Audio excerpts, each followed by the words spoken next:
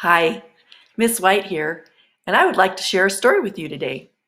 It's a book written by Tommy DePaula, and it is called The Popcorn Book. How many of you like popcorn? I do. Have you ever asked yourself any of these questions? Why does popcorn pop? Who discovered popcorn? How do you cook popcorn in sand? Who eats popcorn soup? What is the best way to make popcorn? Well, this is a book for everybody who likes popcorn.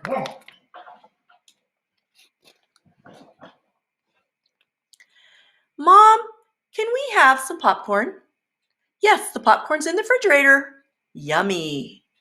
I wonder why Mom keeps the popcorn in the refrigerator. I don't know. I'll look it up. Here it is. Popcorn is best stored in a tight jar in the refrigerator so the kernels keep their moisture. Boy, this is interesting. Listen. Popcorn is the oldest of the three main types of corn. There's field corn, which we feed to animals like cattle and pigs, sweet corn, which is the kind we eat, and popcorn. Popcorn was discovered by the Indian people in the Americas many thousands of years ago. One of the first sights that Columbus saw in the New World was the Indians in San Salvador selling popcorn and wearing it as jewelry. First, I heat up the pan. But popcorn is even older than that. In a bat cave in New Mexico, archaeologists found some popcorn that was nearly 5,600 years old. And 1,000 years ago, popcorn kernels were found in Peru that still could be popped. Now the cooking oil. The Indian people of the Americas had many different ways to pop popcorn. One way was to put an ear of corn on a stick and hold it over the fire. But many kernels were lost in the fire with this method. Another way was to throw the kernels right into the fire by the handful. The popcorn popped all over the place, so there was a lot of bending and running around to gather it up. Okay, now it's hot enough to add a few kernels. In 1612, French explorers saw some Iroquois people popping corn in clay pots. They would fill the pots with hot sand, throw in some popcorn, and stir it with a stick. When the corn popped, it came to the top of the sand and it was ready to get.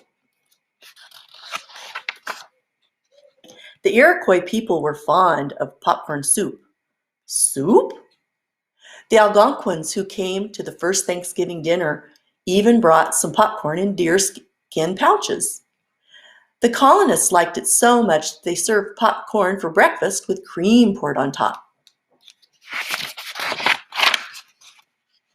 Today, Americans use 500 million pounds of popcorn each year.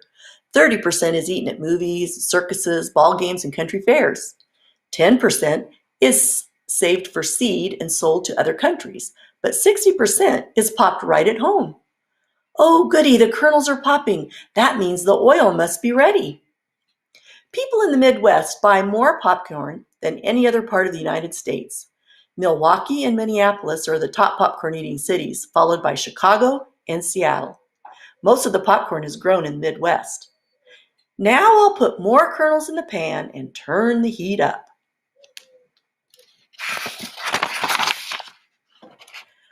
Now, here's the part that I read first. Popcorn is best stored in a tight jar in the refrigerator so the kernels keep their moisture. If the kernels dry out, there will be too many old maids left at the bottom of the pan. Old maids are unpopped kernels. It doesn't look like enough.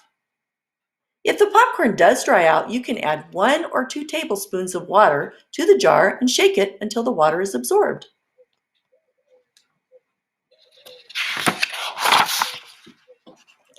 Popcorn pops because the heart of the kernel is moist and pulpy and surrounded by a hard starch shell. When the kernel is heated, the moisture turns to steam and the heat gets bigger until the shell bursts with a pop. Are you sure you didn't put in too much popcorn in the pan? Of course not, silly. The Indian people had a legend that inside each kernel of popcorn lived a little demon, and when his house was heated, he got so mad that he blew up. There are different kinds of popcorn. White hullus and yellow hullus are the ones most commonly sold in stores. The smallest type is called strawberry because it has red kernels and the ears look like strawberries. Rainbow has red, yellow, white, and blue kernels. It is sometimes called calico. There is black popcorn too, but it all pops white. The biggest kernels are called dynamite and snow puff. Shake, shake, shake. After popcorn is popped, most people like to put melted butter and salt on it. But if salt is put in the pan before the kernels are popped, it makes the popcorn tough. Shake, shake, shake.